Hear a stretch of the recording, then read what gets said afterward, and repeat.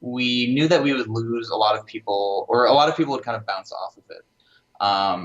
But for that, then the people who do get into it get super into it, and that was kind of the goal, or that was kind of like the hope, was that for the number of people who bounce off of it, that is then greatly made up for in the number of people who do kind of get over that hump and do get super into it and kind of fall in love with it.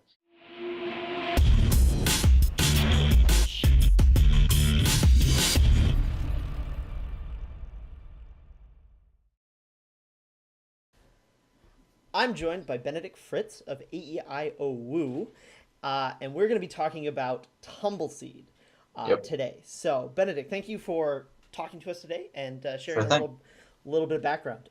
So, to start, for people that haven't heard of TumbleSeed, can you give us a quick pitch of the game and why people should be interested? So TumbleSeed is a game about rolling a seed to the top of a mountain. It's got a roguelike structure, so you're starting at a base camp every time, and then you're rolling to the top. And you're balancing it on this vine. You're controlling either side of this vine, and the seed's rolling back and forth. And on your way to the top, there's the seed power system where you're picking between different powers and kind of basically strategizing and trying to counter whatever the mountain is generating and throwing at you. Perfect. Right and succinct and to the point. And you pretty much touched on everything I want to talk about. So let's start with the movement first, because I think anybody that looks at TumbleSeed, that's going to be the thing that jumps out at them probably right off the bat. Is this movement system of rolling the seed back and forth on a level. Really, it's been documented where this came from in some of our coverage. I'll have a link below. People can find the story of where that came from. I'm wondering what kind of challenges is that presented to you guys in the design process. It's incredibly unique, and I think it really stands out, and it's a really cool element, but I have to imagine it was a little bit challenging to make work. Well, yeah, thanks. No, it was definitely the hardest part, because a lot of making games is kind of leaning on what people have done before, what people have figured out before. There's a ton of platformers. There's kind of a lot of stuff that you take for granted that kind of works, where it's like, okay, like an enemy does this. An obstacle is like this. Like, this is the kind of thing that is fun with this type of engagement with the system. And, there's a lot of kind of layers that kind of build up on that, where there's a lot of designs that are kind of taken for granted. You forget how complex and weird and how many things actually don't work with those designs. So yeah, it took us forever to figure out, what does an enemy that makes sense look like in TumbleSeed? What is a system that is not just the rolling that makes sense, that kind of works? And we kind of went down all these dead ends of like, we had you have like a bow and arrow for a while, we had you have like a sword for a while, and tried all these different things. But in the end, it kind of turned out that anything that wasn't directly related to the movement kind of felt tacked on and made the movement feel bad, because then people felt like the movement was getting in the way of what they wanted the game to be about, which was, if we added a sword, it was like, oh, this is a sword game. I hate the movement. It's getting in the way of playing with the sword. And so eventually we kind of came around to the seed power system, where to use the seed powers, you have to roll over plots of soil. And so that keeps the powers all about movement and going to a specific place at a specific time. And that's kind of like the core thing that makes it fun. And it's kind of the thing that also took the longest to figure out. And that leads in nicely to my next question, which is this seed power system, which is really cool. It adds a lot of different replayability to the game, a lot of different options. There's actually a surprising amount of strategy in how you want to manage these. How did you balance it, though? Because this is randomized, because all the levels are different each time you are rolling through them. I have to imagine that was a bit of a challenge to kind of make sure that somebody doesn't get a game-breaking power right off the bat. Totally, yeah, and that's something that we had an alpha. It was kind of like a private alpha that we ran, and we had a bunch of people who played the game there, and we had a bunch of people who got really into it and, played for dozens and dozens of hours. And that also mixed with us playing a lot still kind of gave us a pretty good sense of, finding when something was crazy overpowered. Right now we're actually working on a patch, and we're kind of tweaking a couple things, but in general there's nothing that turned out too bad. But there's is like one power where it's like, okay, yeah, that should be more expensive. And it's especially interesting once you get to like a larger player base playing it and a whole new set of players becoming experts. You notice kind of they lean on things that other players didn't. But we lucked out in that our alpha community was super helpful and helped us kind of figure out the worst of those issues. And so we're pretty happy with how the balance turned out for the initial release. Cool. The other question I wanted to ask about the seed powers was if there were any seed powers that you had a particular love for that didn't quite Hmm. make the cut, that were really cool, but you couldn't justify putting in the Yeah. final version. Yeah, that was really goofy was called, at least in the code, it was called Radius Teleport, and it was this thing where when you rolled over a plot of soil, you'd basically get this reticle that would kind of spin around at a certain radius, and then you could increase and decrease that radius. So you'd have this like spinning, I don't even know how to describe it. It's almost like a lasso, but like at a fixed point, and so it's kind of like spinning around you. And then when you hit the action button, you would then teleport to that point. Ooh. Um, and the cool thing about it was that you could then kind of like telefrag stuff. So you could then, like if there's an enemy, then you time it perfectly where the reticle is over the enemy and you hit the button, then you could like teleport into it and it would kind of explode. Mm. Which was like actually like it was my favorite for a while, but it was kind of bizarre in a bunch of ways where it was kind of awkward. And then it used the action button. Like we kind of reserved the action button normally for opening up the loadout and like selecting stuff. And it was the one time where a seed power used that button for something that was not that, and it was like actually doing something in the game. And that was the thing that to me felt like the most off and like weird about it, where I was like, okay. And then also I was the biggest fan by far of it. So it was kind of like, no, I get why we should take this out. It's really weird and like it doesn't really make sense. But that was like a fun one that we had to pull. Cool. Final question specifically about TumbleSeed I wanted to kind of get your insight on is the difficulty of the game. So it's a very tough game. Yep. Deceptively so, especially considering the graphics. Yeah. I wondered how you approach that from like a marketing standpoint as selling this game, and how that influenced the way you marketed the game, the way you approached gamers, and like kind of the estimates you made of how you were going to sell. Totally. Yeah, there's a lot of questions in that one question. Yeah. But kind of like the core of it is that we wanted something that remained fun to us. And that was kind of like one of our sort of design principles was, how do we keep it fun for us? And one of the ways was through difficulty. And then another thing is that the kind of core inspiration, that old arcade cabinet that the game is kind of inspired by, Ice Cold Beer, is very challenging. And without a certain core challenge to the balancing, it gets kind of boring. Or the balancing feels bad. It feels kind of like unnecessary. It's like, oh, like why do I have to move at this very fixed rate? And it only really starts to make sense when there's a certain level of challenge. Otherwise, you kind of get impatient. And some people hit that point of impatience in the current game as it is. But as it becomes easier, you kind of like ratchet up that reaction. In terms of how we approached kind of, in terms of, I'm trying to think what the next piece of the question was. Well, I was really wondering how you brought that up to the community, how you sold that. Mm-hmm. I know that there's definitely a subset of the gamer community, as big as it is, that loves games of that high difficulty. Specifically, like the Souls community, they thrive on it. But I'm sure that there are some people that picked up TumbleSeed and got frustrated by it after the initial thing. How do you kind of account for that, I guess, is my question. Approach it, Yeah, the thing I think for us is we knew that we would lose a lot of people, or a lot of people would kind of bounce off of it. But for that, then the people who do get into it get super into it, and that was kind of the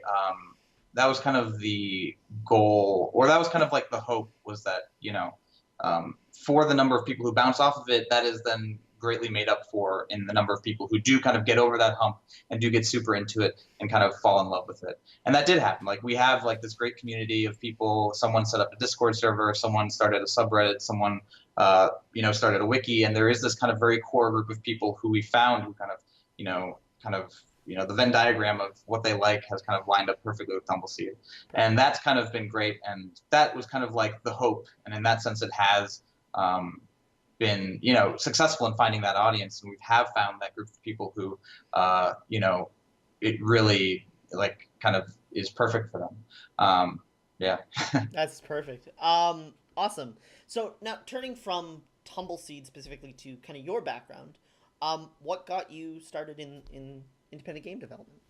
Sure. So I was going to school for computer science, and it was one of those things where when I was in school, I went to school from like 2007 to 2011. That was like in the time where indie games started really becoming the thing that they are now, or the thing that they were in the last 5 years, whatever. And so it was one of those things where I was like, oh, like I'm actually learning to do I'm learning the skills that I could use to actually do this myself. So then I just started in my senior year kind of just like messing around with little game jams. And this was back when like Flash was kind of like the tool for indies before Unity really became like the thing. So this was the era of like Flashpunk and Flixel. And so, yeah, I picked up Flashpunk. I started doing little game jams. And that was kind of, at first I really struggled to get started, but then doing like a thing where I'd just be like, all right, this weekend is a game jam. I'm going to sit down and just like learn how to do blah, like learn how to use like a tile map editor, or learn how to make a physics move, or like platformer movement. And breaking it up into those like very discrete chunks was like super helpful. And that was kind of then the model that I used to kind of, slowly make bigger and bigger projects. And so, yeah, I went from like jam games to slightly larger games to kind of more slightly larger freeware games to an iOS game that I then sold to then TumbleSeed, which was much, much, much bigger than any previous project. Cool. What were some of the games that kind of were your inspiration? Either when you were first starting thinking about getting into game development, or kind of more recently, the games that have really kind of give you a drive to expand on what you do. Yeah. So of course, like originally back when I started, it was like the Aquaria, it was the Braid, it was, all those big kind of initial wave of big indie games that, I think got a lot of people interested in it. Then there was also a bunch of smaller stuff like Increpari, I think is how he pronounces it. Stephen Lavelle, he did Steven's Sausage Roll most recently, but he was someone who just like made a lot of games, and especially early on, and a lot of them were like really experimental and really strange, but I found them very affecting and very, I guess, inspiring. And that was one of the things where that also helped me start off just by making small projects, was realizing like, oh, this guy's making small games that are actually like I love, and they are kind of like blowing my mind. And then from there, for TumbleSeed specifically, we all really like Spelunky. Ice Cold Beer, of course, is like the core inspiration for the mechanic. But then, of course, we all looked at all kind of like the classic genre pieces, like Downwell especially, Binding of Isaac, Nuclear Throne, Gungeon. All those kind of games were kind of games that we looked to that kind of were pulling similar levers in terms of what keeps people interested and what keeps people going. And more recently, I've been thinking about kind of just like smaller games, or like a lot of stuff you can kind of, or it feels like a lot of games now are kind of like, oh, it's I'm now kind of going back to a thing where I'm looking at smaller games again, to kind of like, it just had this like enormous project, and now it's kind of thinking about smaller stuff again. And there was this great game that I downloaded the other day. Someone on Twitter was talking about it. And sorry, I had to pull out my phone because I just like before the interview like looked up like, oh, who actually makes this game? And it's Jeff Weber. And he made a game called Just Ski, which is this little physics iOS game. It's like 99 cents on the store. And it's really interesting where you're like swiping your thumb, and it like makes like the guy like go like that, like, like cool. like put his poles in the ground, and then like he's like flipping around. And it's kind of physicsy, and it's super hard, which is kind of, I'm realizing like the stuff that I like. So that was a game where I played it, and I was like, whoa, this is like really cool and smart, and it takes something that, I had made a skiing game, so I always love seeing other people's like takes on skiing, and this one really captures something cool and kind of like like those like physics motorbike games, but in kind of like a skiing sense. And so that's a game right now that I'm playing every once in a while, and really kind of getting into it. And the other one that I think is actually really inspiring is Gwent, the Witcher card game that just entered open beta, I think today. I played the closed beta a bit, but I think the thing that's most striking about that game is just how different it is. Hearthstone, you could see kind of like the magic inspiration. In terms of like, oh, I'm playing creatures and I want to kill the other person. And I was expecting Gwent to be similar, but then I actually downloaded the closed beta and like I started playing it, and I was like, whoa, this is very different. Like this is like, I'm sure that there's some lineage, or I'm guessing that there's some lineage that leads up to it, but I'm not familiar with that, and it's not a lineage that is like popular enough that I would know about it. And again, I'm not like a big trading card game guy, but when I played it, I was like, whoa, this is like really cool, and it changes a lot of things, and it has these cool systems like the best of three system, and you're trying to like not crush your opponent, but you're trying to win like by just enough that you can then like take a round. And so there's all this like super interesting stuff, and for them to kind of enter that kind of card game space and do something so different, I think is super impressive, and I'm looking forward to playing more now that the beta is public. And it's also inspiring because they've changed an insane amount of stuff. Like I looked at the change notes for Gwent for when they entered the public beta, and they removed like this like very like large feature where it was like they have these different like I forget what they call them, but they're basically like different classes or like different groups, or like you're kind of like playing like, you know, like you're playing like the Viking guys, or you're playing like the monster guys. And they like had like these special abilities for each of these groups, and then they just like totally killed that feature. And I was like, whoa, that's bold. Like when they say beta, they actually mean beta. Yeah. And I was like, that's like respect to that. And so yeah, that's something else that I've been thinking about and playing around a bit with. Cool. Well, you already mentioned a couple of recent games, but any other indie dev teams or indie games that are out there now, either just released or in production, that you want to shout out as something that you think is particularly innovative or particularly cool? Another one I want to shout out is Randy O'Connor. He's a guy in Chicago who's making a game about building sort of like this vertical village. And I believe it's called Sometimes Falls. And it's really interesting, where you kind of have to contend with these like natural disasters in a sense, where it's like there's wind or there's rain or there's lightning, and these natural disasters affect your village in kind of different ways. Where, you know, if there's like a western wind, then it kind of like damages the western part of your village, and you're trying to build upwards. And so it's this thing where you're kind of trying to kind of strategize, where you're trying to kind of protect your village while also moving upward, and then there's also basically a timer, like you have to get above a certain height after a certain time. And so it's this like very careful balancing act of like building upward while protecting what you have, but also making sure that you're moving quickly enough that you know, you're keeping up with the timer in the game. Very cool. Awesome. Well, Benedict, thanks for sharing a little bit about the background of TumbleSeed and about your own background. TumbleSeed's out now. There'll be a link down in the description below, so I encourage you to go try it out. And if you want to learn more, you can check out our review. Cool. Thanks so much, Jacob.